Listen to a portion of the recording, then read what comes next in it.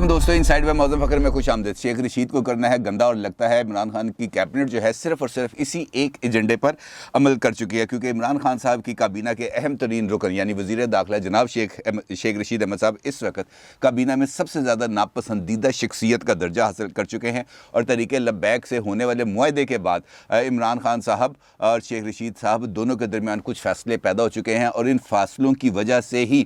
جو کابینہ کے اراکین ہیں اور پی ٹی آئی کے سینئر اراکین ہیں انہوں نے شیخ رشید احمد صاحب کو نہ صرف ٹارگٹ کرنا شروع کر دیا بلکہ ایک قسم کا اچھوت بنا دیا، چاہے وفاقی کابینہ کا اجلاس ہو، چاہے مختلف قسم کے اجلاس ہوں، شیخ رشید احمد صاحب کی طرف سے کیے جانے والے اعلانات اور ان کو رد کرنا اب وفاقی کابینہ کا شیوا بن چکا ہے۔ کل ہی کچھ ایسی صورتحال درپیش ہوئی، شیخ رشید احمد صاحب نے ایک اعلان کیا اور تھوڑی دیر بعد ایک اور وفاقی وزیر نے میڈیا پر آ کر باضابطہ طور پر شیخ رشید احمد صاحب کے لیے سبکی کا سامان پیدا کر دی۔ یہ کیا صورتحال ہے اس پر آپ سے تفصیل سے بات کروں گا، لیکن اس سے پہلے بات کرتے ہیں عمران خان صاحب کی اور عمران خان صاحب کی حکومت کی، کیونکہ عمران خان صاحب کل ایک اہم اجلاس طلب کرنے جا رہے ہیں اور اس اجلاس کو انہوں نے باضابطہ طور پر اعلان کر دیا۔ اور دلچسپ بات یہ ہے کہ اس اجلاس کو طلب کرنے کے حوالے سے جو آفیشیل اعلامیہ جاری کیا گیا ہے اس کے اندر ایک چیز خاص طور پر اس کا ذکر کیا گیا ہے کہ جناب اراکین اسمبلی کو کھانا بھی پیش کیا جائے گا، یعنی ان کو جو بلایا گیا ہے وہ ظہرانے کی دعوت دی گئی ہے۔ اور یہ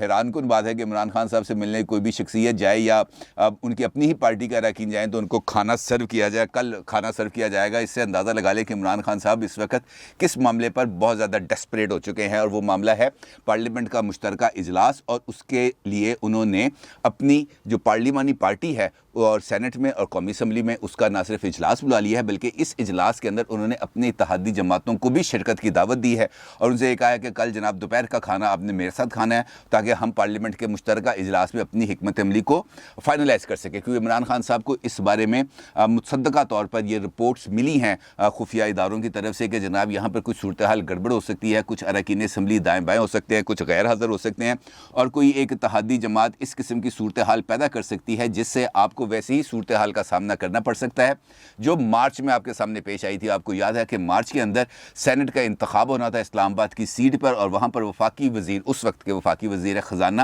عبدالحفیظ شیخ صاحب امیدوار تھے، اور ان کا مقابلہ ہو رہا تھا یوسف رضا گیلانی صاحب سے، اور وہاں پر ان کو سرپرائز رزلٹ ملا کہ اکثریت ہونے کے باوجود عبدالحفیظ شیخ صاحب یہ الیکشنز ہار گئے اور یوسف رضا گیلانی صاحب یہ الیکشن جیت گئے۔ اب چونکہ عمران خان صاحب کے ایجنڈے کے اندر دو آئٹمز ہیں سب سے زیادہ امپورٹنٹ، ایک ہے الیکٹرانک ووٹنگ مشینز کے حوالے سے جو قانون سازی ہے یعنی انتخابی اصلاحات کا بل جو مشتمل ہے دو کمپوننٹس پر، ایک ای وی ایم اور دوسرا اوورسیز پاکستانیز کے لیے ووٹنگ رائٹ، اور دوسرا ان کے لیے جو اس وقت سب سے بڑا زندگی اور موت کا مسئلہ بنا ہوا ہے وہ ہے نیب آرڈیننس، جس کے اندر دو ترمیمی آرڈیننس بھی منظور کیے جا چکے ہیں، اور وہ سارے کا سارا مسودہ جو ہے وہ پیش کیا جانا ہے اب پارلیمنٹ کے مشترکہ اجلاس کے اندر۔ اور اس سے پہلے کل یہ جو آرڈیننس ہے یہ اس کو نیب یہ جو قومی اسمبلی ہے اس نے منظور کر لیا، اور سینٹ کے اندر بھی اس کو میرے خیال سے آج یا کل میں پیش کر کے وہاں سے اس کو مسترد کرایا جائے گا تاکہ اس کو پیش کروایا جا سکے مشترکہ اجلاس کے اندر۔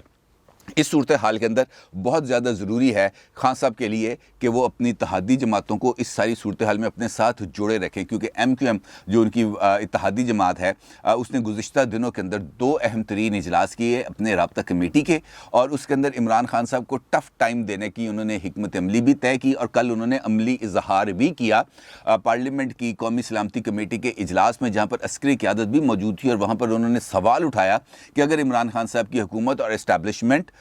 ٹی ایل پی کو کالعدم جماعت کا ٹیگ ہٹا سکتی ہے، اس کو ایک پولیٹیکل جماعت کے طور پر آپریٹ کرنے کی اجازت دے سکتی ہے، تو ہم نے ایسا کون سا قصور کیا کہ ہمارے جو دفاتر ہیں وہ نہ صرف ابھی تک بند ہیں بلکہ ہمیں معمول کی سیاسی سرگرمیاں کرنے کی بھی اجازت نہیں مل رہی۔ اور یہی وہ معاملہ ہے جس کو لے کر دو مرتبہ رابطہ کمیٹی کے اجلاس بھی ہو چکے ہیں، اور رابطہ کمیٹی نے دو معاملات کے اوپر تحفظات کا اظہار بھی کیا، یعنی ایک معاملہ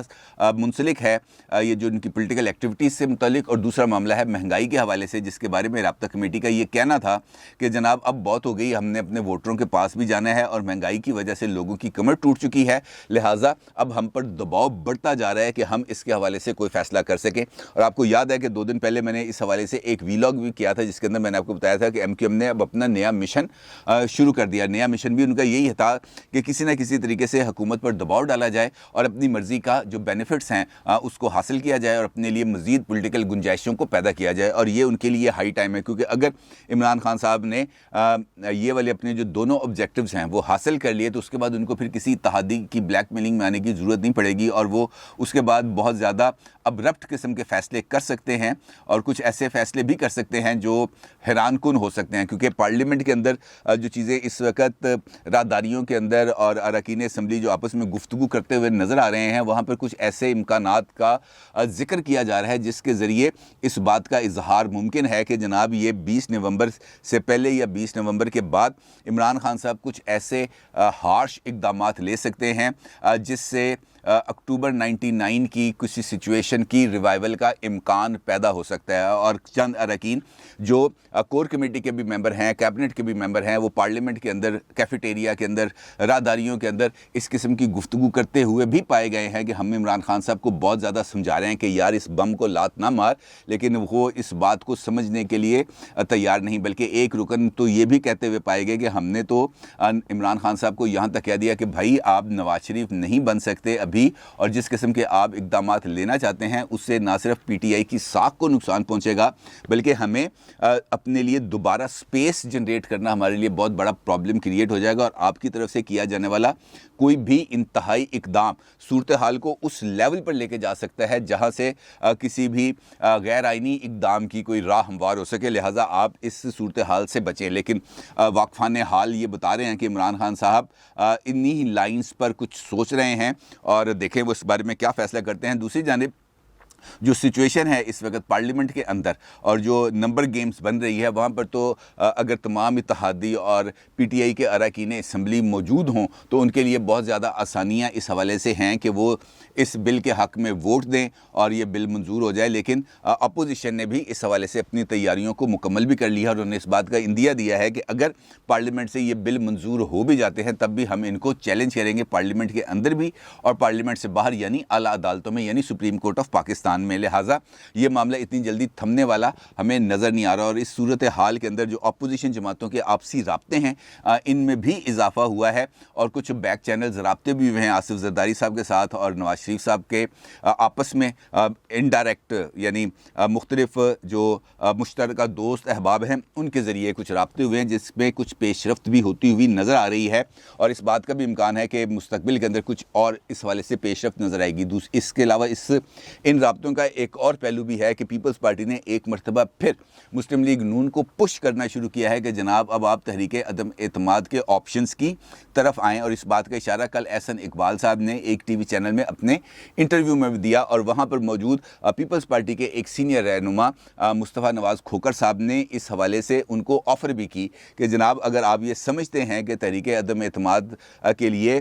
اس بات کا ہونا ضروری ہے کہ اسٹیبلشمنٹ غیر جانبدار ہو اور وہ اراکین اسمبلی پر اپنا انفلوئنس نہ ڈالے، تو ہم اس کا ایک لٹمس ٹیسٹ کر لیتے ہیں، اور اس کا آسان طریقہ کار یہ ہے کہ ہم تحریک عدم اعتماد کے پروسیس کا آغاز کرتے ہیں سینٹ سے، اور پہلی تحریک عدم اعتماد پیش کرتے ہیں صادق سنجرانی صاحب کے خلاف جو چیئرمین سینٹ ہیں۔ اگر وہ تحریک عدم اعتماد منظور ہو جاتی ہے تو اس کا مطلب یہ ہوگا کہ اسٹیبلشمنٹ غیر جانبدار ہے اور اس وقت سیاسی معاملات میں مداخلت نہیں کر رہی، اور اگر یہ تحریک عدم اعتماد منظور ہو جاتی ہے تو پھر اس کے بعد پنجاب اور پھر مرکز کے اندر بھی تحریک عدم اعتماد لائی جائے، جس پر احسن اقبال صاحب نے جب ان کا موقع آیا تو انہوں نے اس بات کا جواب دیا، اور ان کا یہ کہنا تھا کہ ہمیں تحریک عدم اعتماد پر کوئی اعتراض نہیں، ہم یہ چاہتے ہیں کہ ہم عوامی مومنٹم کو بلڈ کریں، اور جیسے جیسے عوامی مومنٹم بلڈ ہوتا چلا جائے گا مختلف آپشنز ہمارے سامنے آتی چلی جائیں گی، اور تحریک عدم اعتماد بھی یعنی ان ہاؤس تبدیلی بھی انہی آپشنز میں سے کوئی ایک آپشنز ہو سکتا ہے۔ لہٰذا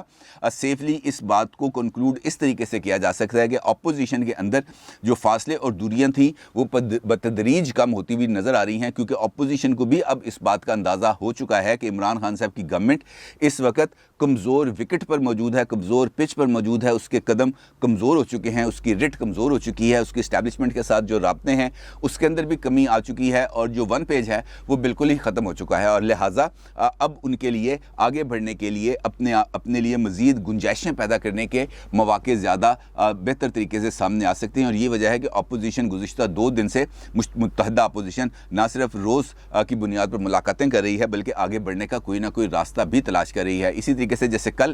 عمران خان صاحب نے بلایا ہے اپنی پارلیمانی پارٹی کا اجلاس اور اتحادی جماعتوں کا اجلاس, اسی طریقے سے شہباز شریف صاحب بھی کل ایک اہم اجلاس کرنے جا رہے ہیں جہاں پر خود ان کی پارٹی کے جو سینٹ اور قومی اسمبلی کے اراکین موجود ہیں ان کا مشترکہ اجلاس ہوگا, اور اس کے بعد متحدہ اپوزیشن کا بھی اجلاس ہوگا اور اس کے اندر اس ساری صورتحال پر غور کیا جائے گا. امپورٹنٹ دن آنے والے ہیں اسی مہینے کے اندر جہاں پر کچھ پیش رفت ہمیں زیادہ تیزی کے ساتھ سیاسی فرنٹ پر ہوتی ہوئی نظر آئے گی. نہ صرف یہ نظر آئے گی بلکہ عوامی سطح پر بھی اپوزیشن کی جو میس موومنٹ ہے اس کے اندر بھی ہمیں تیزی نظر آئے گی, کیونکہ اس بات کے بھی اشارے مل رہے ہیں کہ نواز شریف صاحب نے اسی مہینے کے آخر کے اندر اپنی جو احتجاجی تحریک ہے اس کو تھوڑا سا آگے بڑھانے کا فیصلہ کیا ہے, اور ممکنہ طور پر نومبر کے آخری ہفتے میں وہ لانگ مارچ کی بھی تاریخ کا اعلان کر سکتے ہیں. یعنی وہ نومبر کا لاسٹ ویک ہو سکتا ہے ان کے لانگ مارچ کا, اور دسمبر کا فرسٹ ویک بھی ممکنہ طور پر لانگ مارچ کے حوالے سے امپورٹنٹ ہے. لہٰذا یہ آنے والے دنوں کے اندر ہمیں سیاسی میدان کے اندر خاصی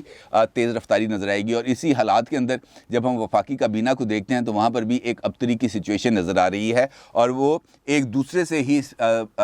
سے ہی باہم دست و گریبان ہے, ایک دوسرے کو انہوں نے پکڑا ہوا ہے. اور خاص طور پر پوری وفاقی کابینہ نے شیخ رشید احمد کو ٹارگٹ کیا ہوا ہے, کیونکہ شیخ رشید احمد صاحب نے ماضی کے اندر چاہے وہ عمران خان صاحب کا اپوزیشن کا دور ہو چاہے ان کی حکومت کا دور ہو, انہوں نے عمران خان کے فرنٹ مین ہونے کا بھرپور رول پلے کیا ہے. اور یہ خود پی ٹی آئی کے جو ہائی لیول کے جو عہدیدار ہیں اور منسٹرز ہیں ان کو یہ صورتحال پسند نہیں آتی. اب جو تازہ ترین واقعہ جس کا میں نے آپ کے ساتھ گفتگو کے آغاز میں ذکر کیا تھا وہ معاملہ ہوتا ہے کل جب قومی سلامتی کمیٹی کا اجلاس ہوتا ہے پارلیمنٹ کی, اور پارلیمنٹ بلڈنگ سے باہر نکلتے ہوئے شیخ رشید احمد صاحب میڈیا سے ایک مختصر سی گفتگو کرتے ہیں, اور وہاں سے ان سے جب سوال ہوتا ہے کہ جناب ٹی ٹی پی کے ساتھ آپ کے جو مذاکرات تھے وہ کہاں تک پہنچے اور کوئی معاہدہ ہونے جا رہا ہے, تو شیخ رشید احمد صاحب فوری طور پر یہ جواب دیتے ہیں نہیں کوئی معاہدہ نہیں ہونے جا رہا, ابھی تو ہم نے بات چیت کا آغاز کرنا ہے. اور ابھی وہ یہ گفتگو کر کے گاڑی میں بیٹھ کے تھوڑا سا آگے ہی گئے ہوں گے کہ بعد میں فواد چودھری صاحب جو وفاقی وزیر اطلاعات و نشریات ہیں وہ سامنے آتے ہیں, میڈیا پر آتے ہیں, میڈیا پر آ کر واضح طور پر دو ٹوک انداز میں اس بات کا اعلان کرتے ہیں کہ تحریک طالبان پاکستان کے ساتھ نہ صرف معاہدہ ہو گیا ہے بلکہ 1 مہینے کے لیے جنگ بندی کے کا بھی عمل کا آغاز ہو گیا. اور بعد میں ٹی ٹی پی کی طرف سے بھی جو آفیشیل بیان سامنے آتا ہے اس میں منو ان اس بات کی تصدیق کی جاتی ہے, یعنی وفاقی وزیر داخلہ خود جو جن کی ذمہ داری ہے انٹرنل سیکیورٹی کو مینٹین کرنا, ان کو اس بات کا کسی بھی طریقے سے اندازہ ہے ہی نہیں کہ ملک کے اندر کیا ہو رہا ہے, کس طریقے سے ہو رہا ہے, یا وہ اس حد تک ان کو آئسولیٹ کر دیا گیا ہے اس ساری صورتحال سے. کیونکہ مفتی منیب الرحمان یاد آ گئے ہیں, انہوں نے ایک بیماری کا ذکر کیا تھا, شاید حکومت کے اندر لوگوں کو سمجھتے ہیں کہ شیخ رشید احمد صاحب بھی شاید ایسے ہی کسی مرض میں مبتلا ہیں, لہٰذا ان کو اہم چیزوں کو بارے میں آگاہ نہیں کیا جاتا, اور اگر آگاہ نہیں کیا جاتا تو کم از کم ایسے فیصلوں کی اناؤنسمنٹ سے پہلے ہی وفاقی وزیر داخلہ کو بتا دیا جائے کہ بھائی ہم ایسی ایک اناؤنسمنٹ کرنے جا رہے ہیں, تاکہ وہ میڈیا کے باہر آ کر اس قسم کے بیانات نہ دیں. جب وہ آ کے واضح طور پر تردیدی بیان جاری کرتے ہیں کہ جناب ایسا کوئی معاہدہ نہیں ہو رہا, اور اس کے بعد حکومت کے جو ترجمان ہیں وہ آ کر اس بات کا اعلان کرتے ہیں کہ جناب نہ صرف معاہدہ ہو گیا بلکہ 1 مہینے کے لیے جنگ بندی پر عمل درآمد کا بھی آغاز ہو گیا ہے, اور اس دوران ہم اپنے جو گفتگو ہے اس کے دائرہ کار کو آگے بڑھائیں گے, تو یقینی طور پر یہ شیخ رشید احمد صاحب کو ٹارگٹ کر کے سبکی کا نشانہ بنانے کی کوشش کے علاوہ اس کو اور کسی اور معنی نہیں بنائے جا سکتے. اور شیخ رشید احمد صاحب کے لیے بھی بات اب سوچنے کا مقام ہے کہ واقعتاً انہیں اب اس عہدے پر رہنا چاہیے یا نہیں, کیونکہ ماضی کے اندر چند روز پہلے انہوں نے ایک غیر رسمی گفتگو میں اس بات کا اشارہ دیا تھا کہ جناب یہ وزارت داخلہ پارا کا میں میرے کو کام نہیں ہوتا, لہٰذا مجھے اگر وزارت ریلوے واپس مل جائے تو میرے لیے یہ بہت زیادہ بہتر ہے. لیکن اب شاید ان کو وزارت ریلوے بھی ملنے کا امکان نہیں, کیونکہ ان کے جانے کے بعد جو ریلوے کی کارکردگی کے اندر کسی حد تک کچھ بہتری آئی ہے, اور میرا نہیں خیال کہ عمران خان صاحب ان کو وزارت ریلوے دے کر ایک مرتبہ پھر کسی قسم کی تنقید کا اپنے اوپر ایک نیا دروازہ کھولیں گے. لہٰذا شیخ رشید احمد صاحب اگر وزارت داخلہ چھوڑیں گے تو اس کے نتیجے میں ان کو اب اگلی وزارت ملنے کا کوئی خاصا امکان نظر نہیں آ رہا, اور کابینہ کے اندر چونکہ ان کے خلاف لابی ایک بہت بڑی تعداد میں موجود ہے, لہٰذا ان کے لیے اب پولیٹیکل فرنٹ اور خاص طور پر پی ٹی آئی کی گورنمنٹ کے اندر رہتے ہوئے مزید کچھ سپیس حاصل کرنا بہت زیادہ مشکل ہوتا جا رہا ہے, اور یہ فرزند راولپنڈی کے لیے سوچنے کا مقام ہے. اپنی رائے کا ضرور اظہار کیجیے گا. آپ کا بہت شکریہ. اللہ حافظ.